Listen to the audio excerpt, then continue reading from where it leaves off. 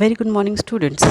आज आपण सुरू करणार आहोत आपल्या इयत्ता 12वीच्या 4.1 हिस्ट्री ऑफ नॉवेल या लेसनला. आता या लेसनमध्ये आपल्याला हिस्ट्रीची नॉवेलची जी हिस्ट्री आहे ती right from beginning till today दिलेली आहे.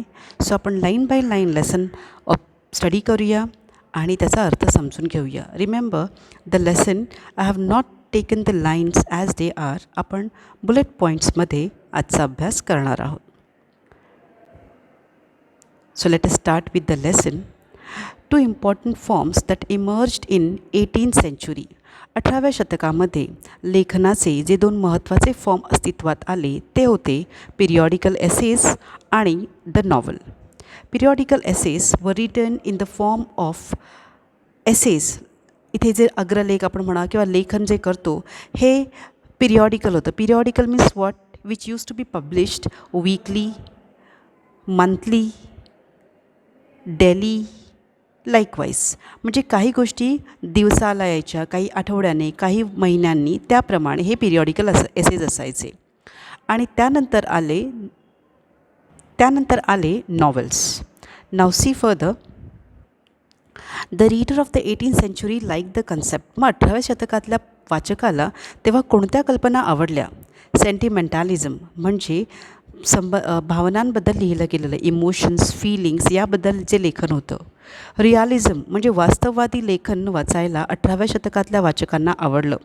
And these two concepts and novel instructed the readers to lead more meaningful and honourable lifes. मग या ज्या दोन कन्सेप्ट्स होत्या, सेंटिमेंटॅलिझम आणि रियालिझम, या दोन कन्सेप्ट्स प्लस नॉवेल, या दोन गोष्टींनी, या दोन फॉर्म्स ऑफ रायटिंगनी रीडर्सना अशा रीतीने इन्स्ट्रक्ट केलं की त्यांच्या ज्या लाईफ, त्यांचं जे जीवन होतं ते मोर मिनिंगफुल आणि ऑफकोर्स ऑनरेबल बनलं. Thus, novel acquired the fame of most successful form of literature. त्यामुळे जेव्हा नॉवेलमधून या दोन संकल्पना, सेंटिमेंटॅलिझम म्हणा किंवा रिअलिझम, हे आलं त्यावेळेला नॉवेलला सगळ्यात सक्सेसफुल अशा लिटरेचर फॉर्मची उपाधी मिळाली, त्याला ते यश मिळालं. Then further, what is a novel? मग नॉवेलचा नेमका अर्थ काय? Novel is comparatively an elaborate fictional story or account that describes intimate human experiences in the form of prose. याचा अर्थ नॉवेल काय आहे? नॉवेल एक फिक्शनल स्टोरी, जी काल्पनिक कथा आहे, ती विस्तृत स्वरूपात एलॅबरेट फॉर्ममध्ये दिलेली असते. That describes intimate human experiences in the form of prose. जी तुम्हाला गद्य स्वरूपामध्ये स्पेशली ह्युमन एक्सपिरियन्सेस, माणसाचे जे अनुभव आहेत ते त्याच्यामध्ये त्यांनी दिलेले असतात. Novel is derived from Italian word novella means new. आता नॉवेल हा शब्द ओरिजिनली इटालियन वर्ड आहे ज्याचा जो आहे नॉवेला. त्या नॉवेलाचा अर्थ काय आहे? न्यू. तो डिराइव्ड, इट इज DERIVED. तर तिथून तो काय झालेला आहे? डिराईव्ह गेलेला आहे. आता या नॉवेलचे घटक तरी काय आहेत? मग नॉवेलमध्ये सगळ्यात महत्त्वाचं तुम्हाला टाईम स्पेसिफाईड असतो, प्लेस दिलेली असते, नेचरबद्दल बोललेलं असतं, त्याचं नेचर असतं, पीपल लोकांबद्दल बोललेलं असतं, their minds, gestures and activities, त्यांचं मन, त्यांचे हावभाव, त्यांच्या कृती, या सर्वांना त्याच्यामध्ये काय आहे? स्थान आहे. म्हणजे नॉवेल म्हटल्यावर या सगळ्या गोष्टी त्याच्यामध्ये इन्क्लूड होतात. वेळ, जागा, नेचर, स्वरूप म्हणा, पीपल आणि त्यांचे माइंड, जेस्चर्स आणि ॲक्टिव्हिटीज, या सगळ्यांना मिळून नॉवेल बनतं. त्यामुळे नॉवेल काय बनतं? एलॅबोरेट फिक्शनल स्टोरी, एक विस्तृत स्वरूपाची कहाणी बनते. It describes picture of the society of that time. मग हे नॉवेल ज्या वेळेला लिहिलं गेलं, आता for example if you go to the 18th century novel, ते तेव्हाच्या समाजाबद्दल, सोसायटीबद्दल बोलतं. 19व्या शतकातील नॉवेल 19व्या शतकाबद्दल बोलतात आणि आत्ताचे रिसेंट नॉवेल्स हे आपल्या सध्याच्या युगाबद्दल बोलतात. As it is written in language of everyday speech, it is considered to be the easiest literary form compared to drama and poetry. आणि ही नॉवेल जे आहे ते रेग्युलरच्या लँग्वेजमध्ये, म्हणजे नॉवेल तुम्ही वाचल्या असेल कादंबऱ्या, नॉवेल म्हणजे कादंबरी तुम्हाला माहिती आहे. मग कादंबरी कशा लँग्वेजमध्ये लिहिली जाते? नॉर्मल, जी आपण रेग्युलर बोलतो, whether it is Marathi, Urdu, English, any. त्यामुळे ती काय पडते? ड्रामा म्हणजे नाटक आणि पोएट्री म्हणजे पद्य स्वरूपातील लेखन यापेक्षा मच इझियर वाटते. त्यामुळे नॉवेल हे जास्त प्रमाणात वाचले जातात. देन फर्दर, हिस्ट्री काय आहे मग नॉवेलची? आता हिस्ट्रीमध्ये पहा, it's been 2000 years that novel was known as literary genre. नॉवेलला एक लिटररी जानर म्हणून, एक साहित्याचा प्रकार म्हणून अस्तित्वात येऊन किमान 2000 वर्ष लोटली. The earliest version of novels are Greek romance dating from 2nd to 6th century. मग त्यामुळे नॉवेलचे सगळ्यात जुने सुरुवातीचे एडिशन्स कशाला मानलं जातात? त्याचे ग्रीक रोमान्स रायटिंग होतं, रोमॅन्टिक रायटिंग होतं 2ऱ्या ते 6व्या शतकापर्यंतचे.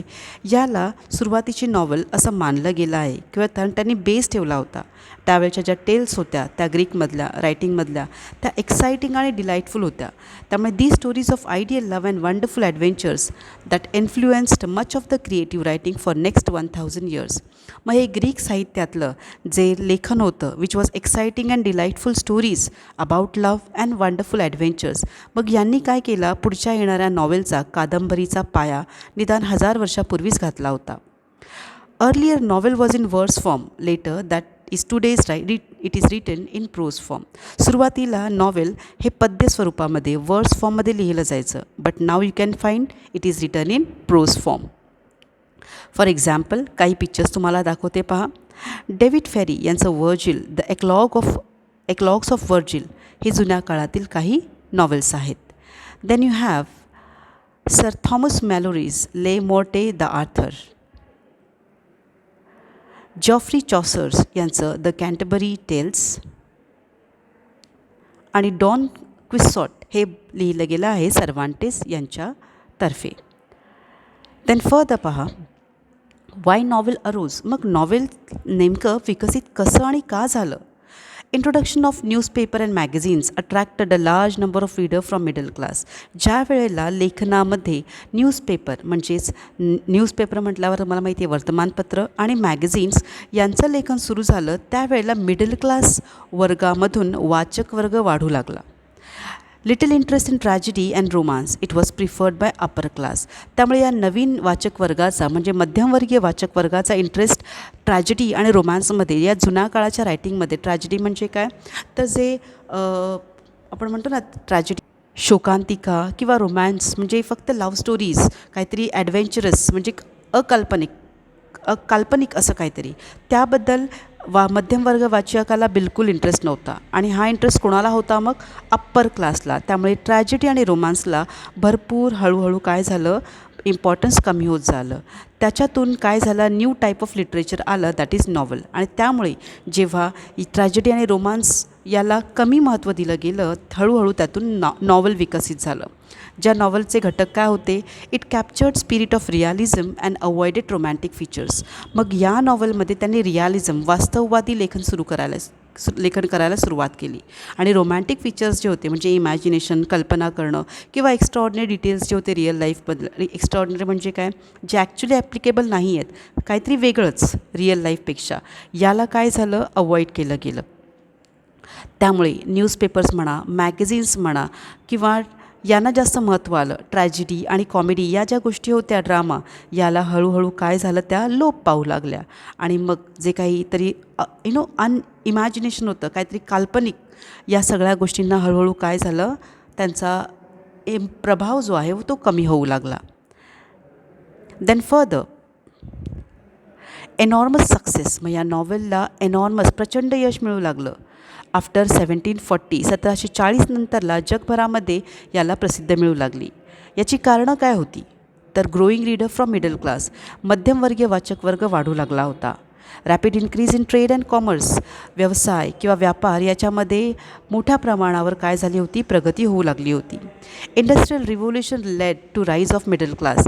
ज्या वेळेला औद्योगिक क्रांती झाली, त्यामुळे मध्यमवर्गीय जो क्लास आहे, मध्यमवर्गीय लोक हे काय झाले? थोडं त्यांचं स्टेटस, त्यांचा दर्जा वाढू लागला. And it gave rise to the class of newly rich people got honourable position. मग हा जेव्हा मध्यम वर्ग इंडस्ट्रियल रिव्होल्युशनमुळे, औद्योगिक क्रांतीमुळे थोडा रिच होऊ लागला, श्रीमंत होऊ लागला, तेव्हा त्यांना काय झालं? जगामध्ये, समाजामध्ये मान्यतासुद्धा मिळू लागली.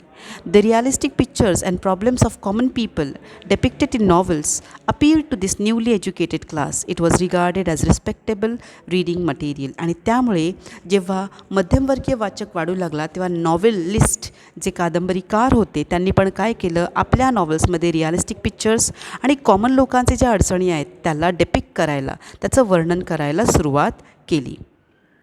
यू कॅन सी हिअर कसा वाचक वर्ग वाढू लागला होता मिडल क्लासचा, कारण ट्रेड आणि कॉमर्स वाढू लागलं होतं. प्लस औद्योगिक क्रांती झाली होती आणि त्यामुळे लिखण्याचं पॅटर्न स्वरूप बदलू लागलं. देन फर्दर, दस novel as a form voices the desires and ambitions of both the classes. त्यामुळे नॉवेलने काय केलं इथे या ज्या मध्यमवर्गीय लोकांच्या ॲम्बिशन्स होत्या, त्या ॲम्बिशन्सना आणि त्यांच्या स्वप्नांना काय दिलं, याच्यामध्ये फॉर्म दिला, त्यांना व्हॉईस केलं, त्यांच्याबद्दल लिखाण केलं. Introduction of machines give extra time for reading and discussion of novels. त्यामुळे ज्या वेळेला मशीन्स आल्या, औद्योगिक क्रांती झाली, मशीन्सचं इन्व्हेशन झालं, त्यामुळे लोकांना रीडिंगसाठी वेळ मिळू लागला. ते लोक रीडिंग करून त्यावर डिस्कस करू लागले. हळूहळू ड्रामा आणि poetry they began to fade away, या लुप्त होऊ लागल्या. त्यांचा fall, their fall it was rise for novel. त्यांचा कुठेतरी फॉल होऊ लागला, ते एक्झिट होऊ लागले आणि नॉवेल काय झालं, राईज होऊ लागला. Thus in 18th century novel became preferred form of literature to capture social, political, cultural and scientific progress. त्यामुळे काय झालं, नॉवेलला लिटरेचरचा एक महत्त्वाचा पार्ट मानलं गेलं, ज्याच्यामधून सोशल, पॉलिटिकल आणि कल्चरल सायंटिफिक प्रोग्रेस काय केला, लेखकांनी आपल्या लेखनातून मांडायला सुरुवात केली. त्यानंतर आलं famous works of novel form in literature. ही झालं तुम्हाला ही नॉवेलची हिस्ट्री मिळाली. आता फेमस वर्क्स ऑफ नॉवेल कोणकोणते होते तर पहा, 17व्या शतकामध्ये in 17th century plenteous and colourful traditions of English novel. यावेळेला नॉवेल्स एकदमच जास्त स्वरूपामध्ये काय झालं होतं, येऊ लागलं. तसं पिलग्रिम्स ऑफ प्रोग्रेस ह्याचं लिखाण केलं होतं जॉन बनियान यांनी, आणि ओरुंको याचं लिखाण केलं होतं ओरुनोको अफ्रा बेन यांनी. त्या काही महत्त्वाची त्यातलीच प्रसिद्ध अशी नॉवेल्स आहेत. इन 18th century 18व्या शतकामध्ये डॅनियल डिफो यांची काही फेमस कादंबऱ्या म्हणजे मॉल फ्लँडर्स आणि डॅनियल रॉबिन्सन क्रुसो, हे दोन महत्त्वाचे त्यांचे नॉवेल्स होते. तर जॉनथन स्विफ्ट यांचं Gulliver's travel and Pamela by Samuel Richardson आणि Clarissa by same Samuel Richardson ही काही महत्त्वाची फेमस अशी त्यावेळची नॉवेल्स होती. देन इन 19th century 19व्या शतकामध्ये, त्याच्या अगोदर हेनरी फेल्डिंगही होते 18व्या शतकातले, टॉबियस स्मॉलेट होते आणि लॉरेन्स स्टर्न यांनी पण आपलं नाव कमावलं होतं. Then you got 19th century 19व्या शतकामध्ये Charles Dickens, Walter Scott, Nathaniel Hawthorne, Horace Walpole, Thomas Hardy, Wilkie Collins, H.G. Wells हे महत्त्वाचे आणि स्टॉल वॉर्ड नॉवेलिस्ट असं त्यांना मानलं गेलं होतं. Then you come to 20th century 20व्या शतकामध्ये E.M. Forster, James Joyce, Joseph Conrad, Henry James, D.H. Lawrence आणि जॉर्ज ऑरवेल यासारखे प्रसिद्ध नामांकित लेखक होऊन गेले. Now what did they write about? They write about modern topics, innovative ideas and techniques. They had wider views. त्यांच्या लेखनामध्ये नवीन topics होते, काहीतरी नवीन संकल्पना होत्या, त्यांचे टेक्निक्स नवीन होते आणि वायडर व्ह्यूज. त्यांनी जास्तीत जास्त टॉपिक्सना काय केलं होतं, कवर केलं होतं. They widen the circumference with political, social, psychological and other issues in their novels. मग या लेखकांनी आपल्या नॉवेल्समध्ये राजकारणी, समाजी, सायकोलॉजिकल असे वेगवेगळे पैलू घेऊन आपलं लेखन काय केलं होतं, विस्तारित केलं होतं. देन काही आणखीन होते जसं की ग्रॅहम ग्रीन, विलियम गोल्डिंग आणि Anthony Burgess. Further some immigrant authors म्हणजे काही जण इथे शिफ्ट झाले होते, they were like Salman Rushdie, V.S. Naipaul and Kazuo Ishiguro. पैकी सलमान रश्दी इंडियन, V.S. नायपॉल हे त्रिनिदादपासून शिफ्ट झाले होते and Kazuo Ishiguro was from Japan. Now women in literature were not less. स्त्रियांचा पण याच्यामध्ये भरपूर मोठा सहभाग आहे, जसं की Evelina written by Frances Burney Anne Radcliffe, she was also a famous Gothic writer. Frankenstein by Mary Shelley. Pride and Prejudice by Jane Austen. And Emma by Jane Austen. ही त्यावेळची काही प्रसिद्ध नॉव्हेल्स होते ज्याच्या लेखिका स्त्री म्हटलं they were written by women authors. Also Wuthering Heights and Jane Eyre by Bronte sisters. या ब्रॉन्टे सिस्टर्स या दोघीही त्यावेळच्या प्रसिद्ध लेखिकांपैकी एक मानल्या जायच्या. George Eliot is another famous name, ज्यांनी Silas Marner and Middlemarch सारखे लेख किंवा नॉव्हेल्स कादंबरी जगाला दिल्या. She wrote about psychological insight. त्यांनी जे लिहिलं ते मनावर मानसिकतेवर लिहिलेलं होतं. त्यांचं लेखनाचं मेन कन्सेप्ट काय होती? Psychology. Then we had one another writer, famous writer Virginia Woolf. She was known as pioneer of stream of consciousness. Stream of consciousness काय आहे याची कन्सेप्ट आपण पुढे बघूया.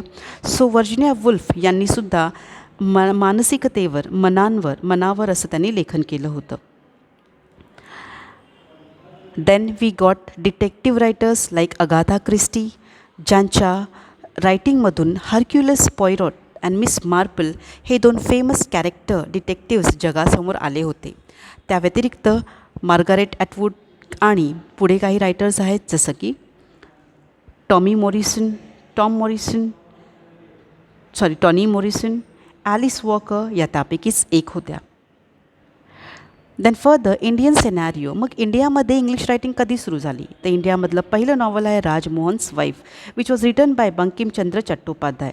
आणि इंडियन रायटिंग ज्याच्यावर बेस्ड होती त्याचे मेन कन्सेप्ट होते नॅशनलिस्टिक व्हर्च्यूज आणि सोशल इश्यूज. त्यांनी देशभक्तीवर आणि सोशल समाजामध्ये जे अडचणी होत्या त्यावरच जास्तीत जास्त लेखन केलं होतं. देन मुल्कराज आनंद, R.K. नारायण आणि राजा राव या त्रिमूर्तींनी काय केलं होतं? इंडियन रायटिंगला पूर्ण जगभर प्रसिद्ध करून दिलं होतं. आणखीन काही लेखक आहेत ज्यांनी इंडियन रायटिंगचा पुरा फ्लोज चेंज केला, जसं की अनिता देसाई, नयनतारा सहगल, अरुण जोशी अँड मनोहर मालगोणकर यांनी इंडियन रायटिंगचा फ्लो पूर्णपणे चेंज केला होता. Then we have another important writers like Amitav Ghosh, Upamanyu Chatterjee and Vikram Seth. यांच्या रायटिंगमुळे तर they added new features and ameliorated the Indian novels. त्यांनी नवीन काही फीचर्स, नवीन काही गोष्टी नॉवेल्सला ॲड केल्या, ज्यामुळे इंडियन नॉवेल्सला आणखीन हाय असं स्टेटस मिळालं, दर्जा त्याचा उंचावला. आणखीन काही डॅझलिंग परफॉर्मर्स आहेत इंडियाचे, जसे की Salman Rushdie, Aravind Adiga, Arundhati Roy, Kiran Desai and Kiran Nagarkar.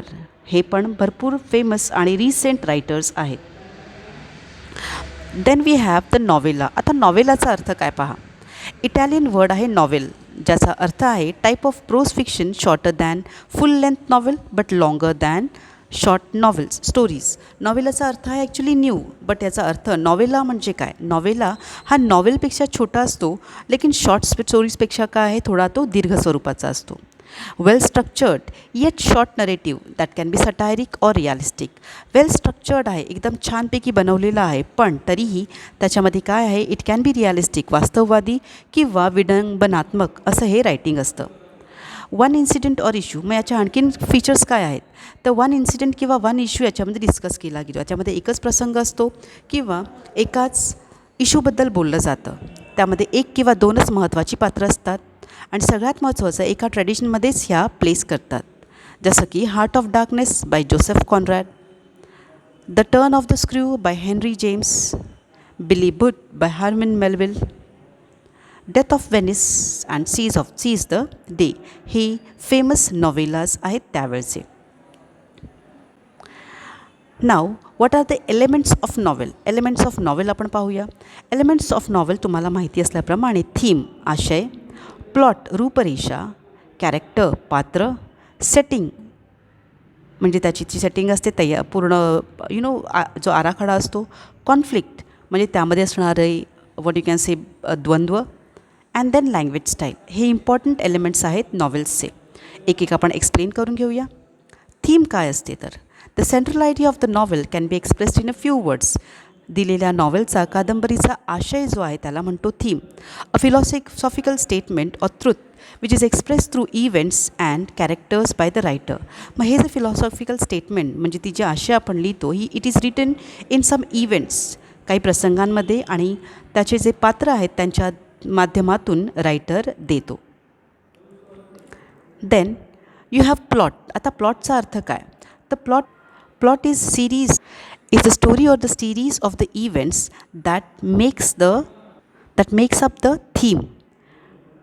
Now plot can be of two types. One is internal conflict that takes place inside the character's mind. पात्राच्या मनामध्ये जे असतं ते इंटरनल कॉन्फ्लिक्ट. आणि सेकंड आहे external conflict that can be seen happening between the characters. पात्रांच्या दरम्यान होणारं. मग या दोघांना मिळूनच काय बनतो तर प्लॉट बनतो. Then further plot can be of two types. One, it is complex. It can be complex with many subplots mixed together. जेव्हा मोठ्या मोठ्या कादंबऱ्या असतात तेव्हा काही कादंबऱ्यांमध्ये काय असतं तर हे सबप्लॉट्स मिक्स्ड अप असतात. सेपरेट सबप्लॉट्स भरपूर असतात. whereas sometimes the plot can be simple. It is called single plotted. Okay. Now characterization. पात्रांबद्दल आपण विचारूया आता, डिस्कस करूया. Now what is the so characterization is an act of creating or describing the characters. It is a story result of actions and behavior of characters. मग यातून ही जी story निर्माण होते ही काय असते. It is actually the actions and the behaviour of the characters that discloses, that opens the story in front of the readers. It is also a description and detailing of characters, could be short or long. मग हे जे characterisation आहे त्यांचं वर्णन आहे it can be short और it can be long. मग आता हे कॅरेक्टर्स दोन प्रकारचे असतात. It can be major. मग मेजरमध्ये दोन पात्र महत्त्वाची आहेत. एक आहे protagonist and the other is antagonist. Simple word. Protagonist म्हणजे कथेचा हिरो, अँटेगॉनिस्ट म्हणजे कथेचा villain. But both are equally important म्हणून त्यांना मेजर कॅरेक्टर म्हटलं जातं. आणि त्यांच्यासोबत जे बाकीचे असतात छोटे मोठे, जसं आपण पाहतो स्टोरीजमध्ये आई, बहीण, मित्र, these are minor characters. The next is setting. Now what is a setting actually? The background in which the story takes place. म्हणजे दिलेली कथा जी आहे ती कोणत्या बॅकग्राऊंडमध्ये कोणत्या जागेवर होते किंवा त्याला सराउंडिंग काय आहे, Times, place, everything is counted over here. Various aspects आहेत सेटिंगचे काय तर त्यामध्ये प्लेस कन्सिडर केली जाते, पीरियड कोणत्या काळात घेतलेला आहे, टाईम किती वेळ ही घटना घडते, क्लायमेट किंवा lifestyle. these all aspects are considered under setting. Setting affects the characters and the plot, and yes, setting is important as it affects the characters and the plot. कारण स्टोरी घटण्यामध्ये त्या सेटिंगचा तितकाच प्रभाव असतो. Then further we are talking about conflict. आता conflict म्हणजे काय तर द स्ट्रगल जी आहे बिटवीन टू ऑपोजिट फोर्सेस. एखाद्या स्टोरीमध्ये एखाद्या नॉवेलमध्ये कॉन्फ्लिक्ट कॅन बी इंटरनल और एक्सटर्नल. जसं आपण प्लॉटबद्दल पाहिलं तर आता इथे पाहायचा पर्पज काय आहे to generate curiosity and interest about the plot. As I told you plot कसा आहे, कथेची कहाणीची रूपरेषा काय आहे, त्यामध्ये पुढे काय होणार आहे, ही क्युरिओसिटी वाढवण्यासाठी कॉन्फ्लिक्ट असणं महत्त्वाचं आहे. फॉर एक्झाम्पल एखादी स्टोरी तुम्हाला प्लेन सांगितली, सगळं चांगलं घडत चाललं आहे, then it is not digested by the readers. आपल्याकडून ते डायजेस्ट होत नाही because we want the twist. आपल्याला कहाणीमध्येच ट्विस्ट हवं असतं. जेव्हा हिरो असेल तर त्याला विलन नाही म्हटला तर कहाणी मानत काय मजा नसते, बरोबर. So here the purpose is, कॉन्फ्लिक्टचा पर्पजच हा आहे टू जनरेट क्युरिओसिटी, उत्सुकता वाढवणं आणि इंटरेस्ट क्रिएट करणं प्लॉटबद्दल. हे कॉन्फ्लिक्टचा पर्पज आहे. And then further, language and style. The last part of this is language and the techniques used are called style. एखाद्या नॉवेलमध्ये यूज केलेली लँग्वेज कशी आहे, कोणकोणते टेक्निक्स, जसं आपल्या पोएममध्ये आपण शिकलेलो आहोत त्याप्रमाणे प्रोजमध्ये पण काही टेक्निक्स असतात, स्किल्स असतात किंवा रायटिंगचे डिव्हायसेस असतात, त्याचा पूर्ण वापर, त्याचा केलेला वापर जो आहे त्याला म्हणतो आपण writing style. Now here it can be sophisticated words, concise और लिंग्विस्टिक डिव्हायसेस या सर्वांचा इथे वापर केला जातो. Now here elements of novels आपले झाले आहेत. Now let us see what are the types of novels. नॉवेल्सचे टाईप काय आहेत? तर नॉवेल्सचे टाईप्स आहेत रिअलिस्टिक नॉवल. रिअलिस्टिक नॉवल म्हणजे काय? Fictional work that focuses in stories resembling real life. ही पण ॲक्च्युली नॉवेल हे काल्पनिकच असतात, कोणाच्या तरी मनातून विचार मांडले जातात आणि मग ते आपल्या लिखाणामध्ये उतरतात. So here the fictional work that focuses in stories resembling real life. पण जेव्हा तुमचं वास्तववादी एखाद्या व्यक्तीचं म्हणा किंवा कोणाबद्दलही वास्तववादी किंवा वास्तव्याबद्दल जेव्हा तुमच्यामध्ये तुमच्या या नॉवेलमध्ये लिखाण होतं तेव्हा त्याला रिअलिस्टिक नॉवेल्स म्हटलं जातं. आणि here the characters are complex. पण इथे लक्षात ठेवा, इथली जी पात्रं आहेत ती कॉम्प्लेक्स असतात, कारण they have good and bad intention at the heart. त्यापैकी काहींच्या हृदयामध्ये like some are bad, some are good, but yes they are specially rooted in social class. त्यांचा रूट कुठेतरी सोसायटीमध्ये असतो. नॉवेल ऑफ मॅनर्स, पण आणखी एक तुम्हाला टाईप दिलेला आहे की नॉवेल ऑफ मॅनर्स काय आहे? Wien the realistic novel focuses on customs and values of upper social class. जेव्हा रेग्युलर कॉमन लोकांबद्दल लिहिलं जातं, ज्यामध्ये सगळेच इन्क्लूड आहेत, that is a realistic novel. पण नॉवल ऑफ मॅनर्स म्हणजे काय? जेव्हा स्पेशली अप्पर सोशल क्लासच्या लोकांबद्दल त्यांचे व्हॅल्यूज आहेत, त्यांचे जे कस्टम्स आहेत त्याबद्दल नॉवल फोकस करतं, तेव्हा त्याला नॉवल ऑफ मॅनर्स म्हटलं जातं. एक्झाम्पल दिलं आहे पहा. Written by Emily Zola, the ladies paradise. The next type of novel आहे picaresque novel. Now what is a picaresque novel? Picaresque novel हा पिकारेक्स वर्ड पिकारो या स्पॅनिश वर्डमधून घेतलेला आहे. पिकारो मीन्स रोग, एक उडाणटप्पू असा एक कॅरेक्टर. सो हिअर हा कॅरेक्टर एक्झॅक्टली हिरोला फिट नाही होत आहे. इट इज समथिंग लॅकिंग, त्याच्यामध्ये काहीतरी कमी आहेत, बट स्टील तो आपल्या त्या ड्रॉबॅक्स आहेत त्याच्यामध्ये ज्या काही कमी आहेत त्या कमतरता शेवटपर्यंत काय करतो? भरून काढतो. So here the adventure of his character in episodic form is written in picaresque novel. त्यामुळे त्याच्या आयुष्यामध्ये तो जेव्हा एक परफेक्ट कॅरेक्टर बनतो, त्यामध्ये त्याच्या लाईफमध्ये काय काय प्रसंग घडले, that all is written in picaresque novel. मग पिकारेक्स नॉवलचे एक्झाम्पल्स तुम्हाला देते पहा. यामध्ये तुम्हाला एक दिलेलं आहे की ते कॅरेक्टर ॲक्च्युली डिसऑनेस्ट असतं, स्ट्रेंज असतं, एकदम अजीब वेगळं.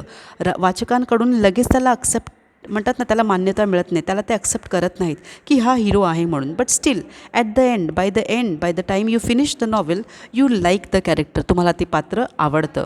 जसे इथे दिलेलं आहे पहा, जोसेफ अँड्र्यूज किंवा टॉम जोन्स ही फेमस पिकारेक्स नॉवल्स आहेत, ज्यामध्ये मेन पात्र ॲक्च्युली हिरो वाटत नसला तरी पण तो हिरोच आहे.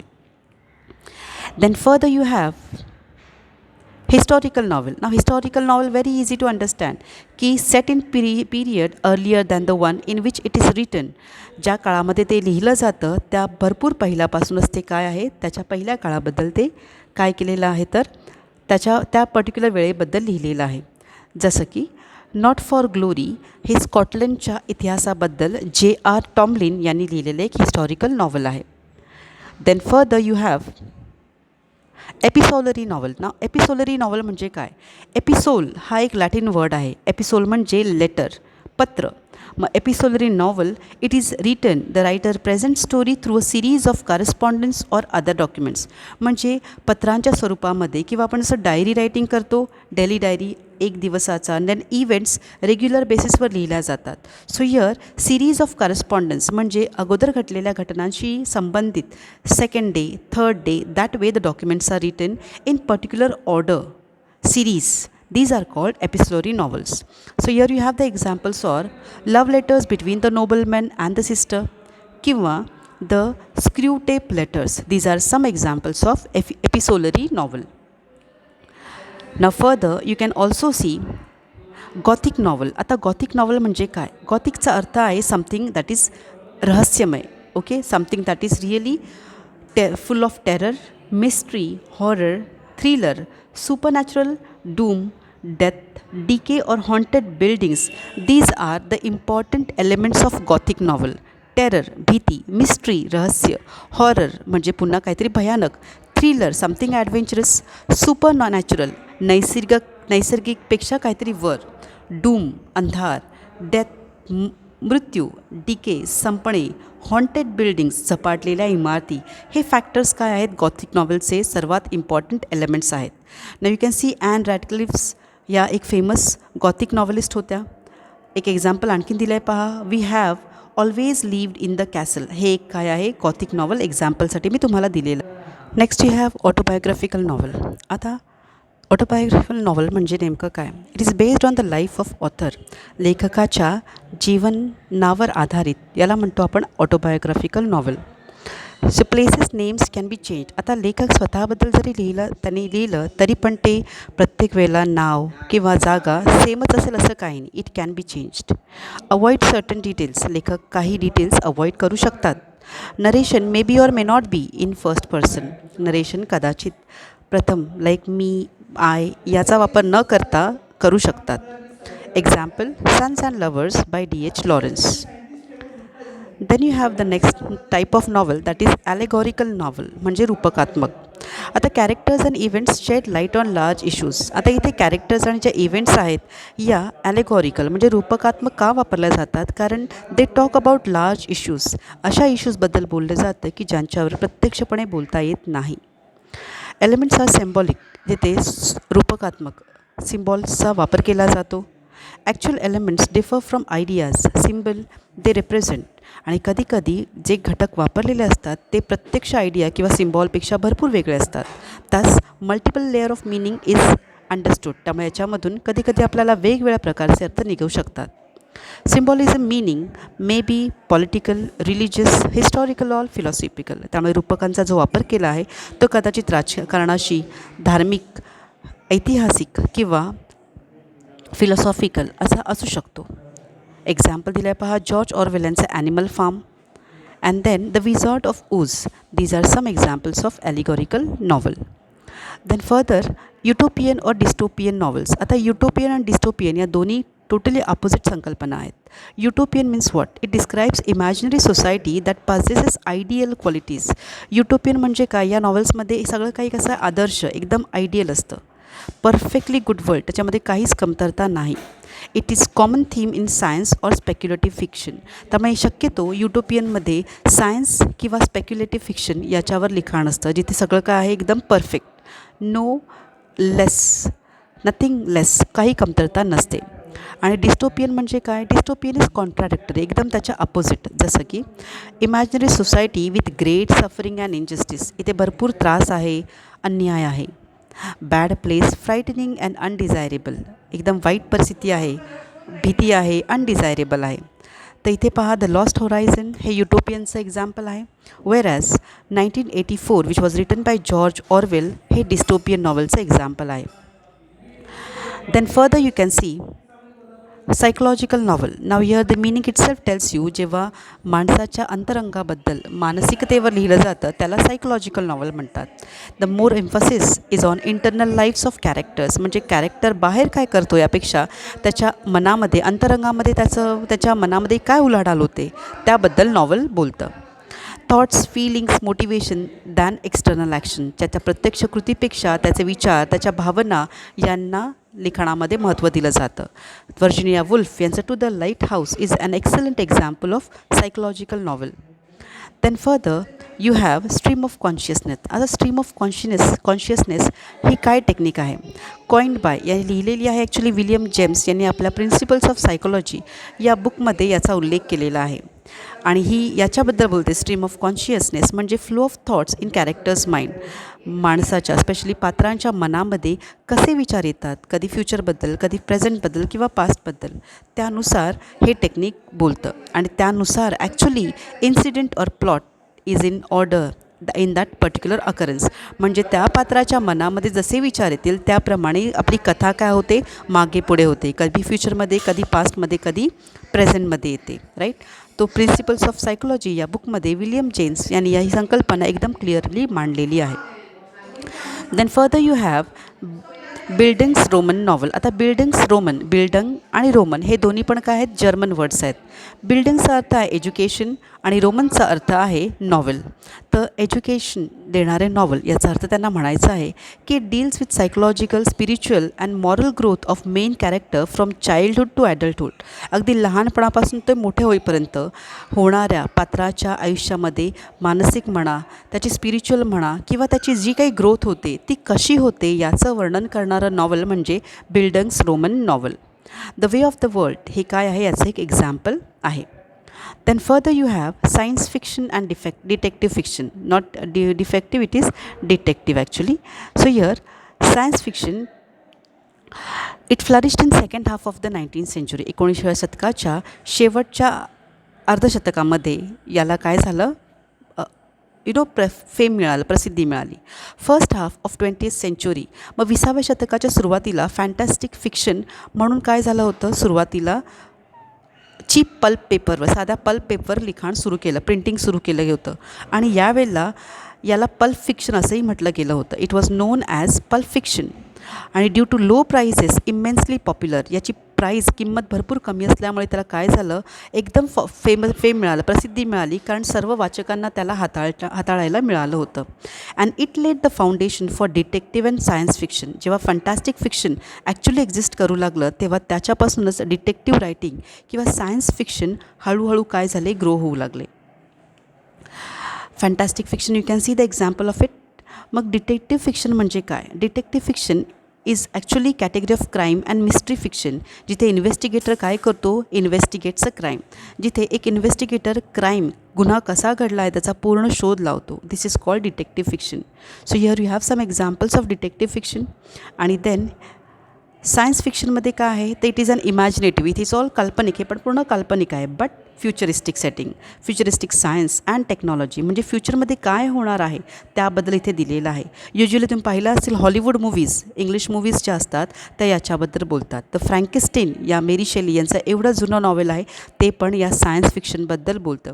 पॅरलल युनिवर्स म्हणा, एक्स्ट्रा टेरिस्टेरियल लाईफ, या सगळ्या गोष्टींचा याच्यामध्ये उल्लेख केला आहे. स्पेस ट्रॅव्हल आहे, टाईम ट्रॅव्हल आहे. Now here just pay attention, इथे चुकून डिटेक्टिव्ह झालेलं आहे, defective, make it please detective, it is detective fiction. So thank you for watching. I hope तुम्हाला व्हिडिओ समजला असेल. नक्की कमेंट करा तुम्हाला लेसन समजला की नाही, किंवा आणखीन काय तुम्हाला चेंजेस हवे असतील तर. Have a good day.